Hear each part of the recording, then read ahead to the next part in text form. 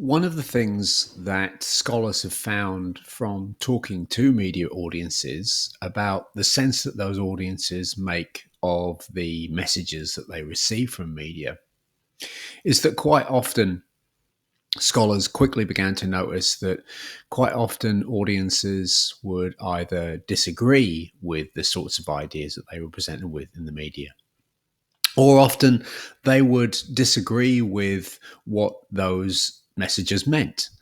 And quite often they would come to conclusions about the messages that they were being sent about who they were and what they were supposed to do and how they were supposed to think of the world that were actually quite different from the sorts of ideas that would anchor something like patriarchy. A very dominant way of looking at the world that seems to hold a lot of people in its grasp. And this relates to a concept that's been quite important, but also quite controversial in studies of media audiences, relating to the idea of resistance. And resistance essentially refers to the idea that audiences use media content to come up with an idea about how the world is and how the world works that is quite subversive, which actually threatens the established status quo. And one of the areas where that's been noted most often is in regards to gender. So the concept of resistance would hold that, generally speaking, there's quite compelling empirical evidence to the effect that most media audiences are still exposed to a plethora of media messages that tend to hold on to some quite outdated ideas about gender, that tend to still show the world as a place where men are more powerful and more important than women, and that still kind of show that that's the way things should be, and show that women who try to attain similar forms of power or stray into men's territory, for want of a better word, quite often suffer the consequences. So we still live in a world where media tell those stories quite a lot. But one of the values of doing audience research is that it's found that under some circumstances, women audiences engage with these stories in a way to kind of talk about how the world, and in fact, why the world should be different. And this can be related to the concept of resistance. So, one of the purposes of doing audience research, and it's one of the purposes that we've seen in the reading for this week on movie fans from the early part of the 20th century, is that we find that quite often that media audiences are doing some quite complicated political thinking that really tells very different stories about how power works in society. And in that sense, where we might see that media kind of one way or another set out to enforce some kind of conformity and some form of compliance, quite often media audiences aren't compliant. They actually come up with very different stories and even begin to do quite different things, which actually kind of confront how gender works in society. And that's one of the things which we see in the reading for this week, this idea that scrapbooking, which was an activity that was supposed to make sure that young women stayed where they were in society, stayed at home, did kind of things which were engaged in kind of activities that were deemed to be appropriate for young ladies, but then went off and did a range of different things instead. And so this is related to the idea of, again, thinking about media messages not in behavioristic terms, but in terms of long-term socialization. So the key to the concept of resistance, and I should kind of mention that these works are developed in regard to, there's a guy called John Fiske who wrote a lot about this in the 1980s. We would also draw on the work of Stuart Hall and his views on how audiences engage with media material. But the crux of of those approaches are as follows. So the first thing is that we assume that this is where the concept of resistance emerges from. A set of assumptions. First, that media influence is a matter of long-term socialization, so that this particular approach to media audiences, again, isn't really interested in short-term changes in behaviors and attitudes, but it's really more about how media play an ongoing role in socialization.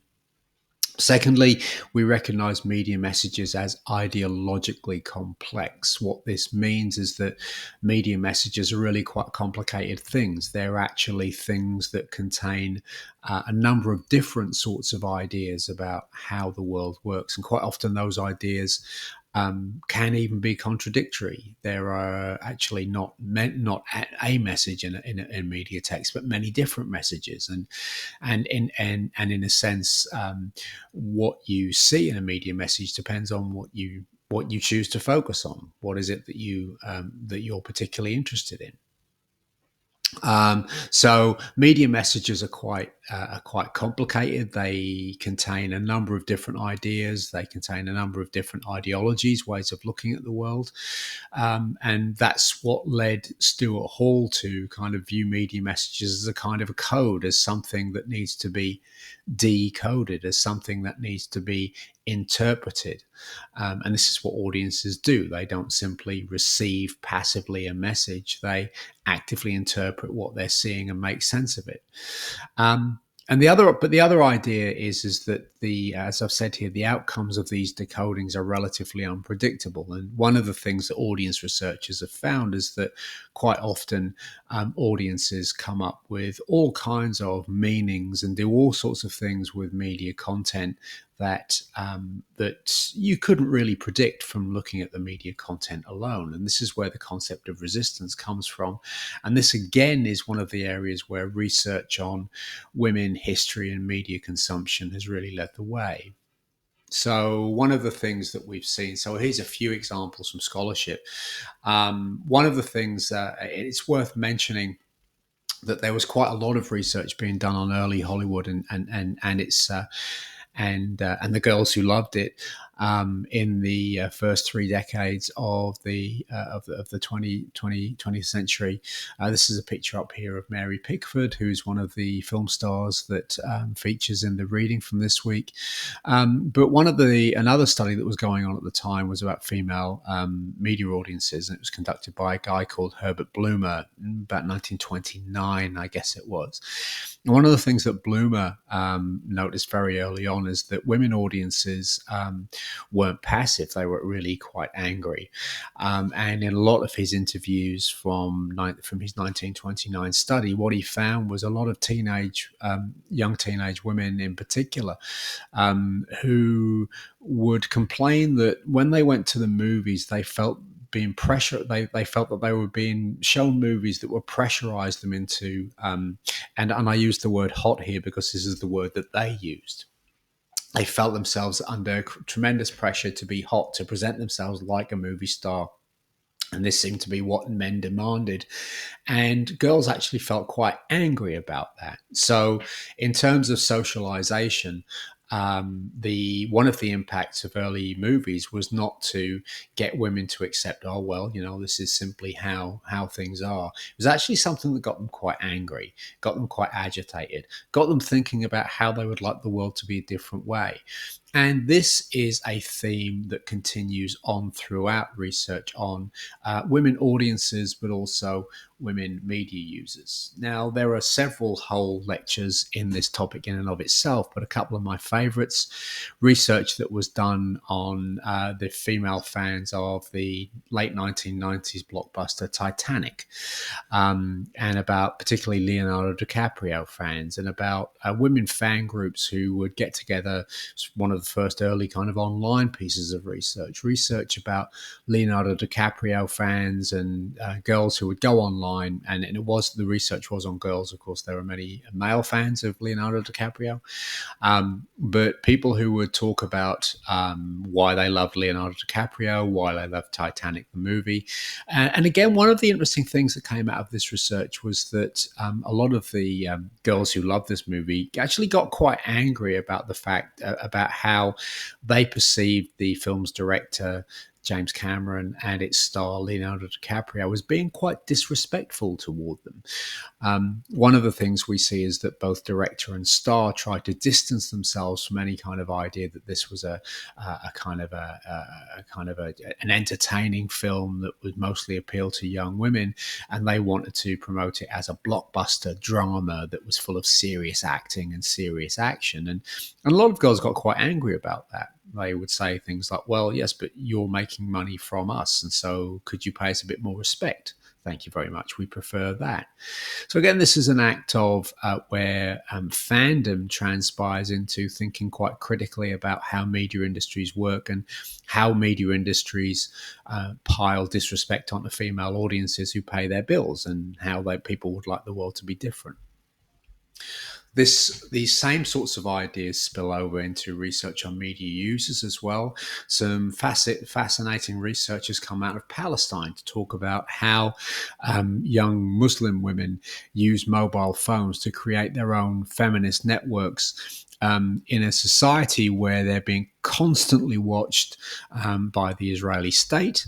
So they have no freedom of movement thanks to the restrictions that Israel places on Palestine, but also due to the patriarchal gaze of their brothers, fathers, and even boyfriends. So one of the ideas in this piece of research is how we're talking about women who are placed under quite intense social surveillance, social pressures, and social restrictions, and about how they use media, in this case the mobile phone, to create their own space where they can hang out with other women and talk about the issues that shape them.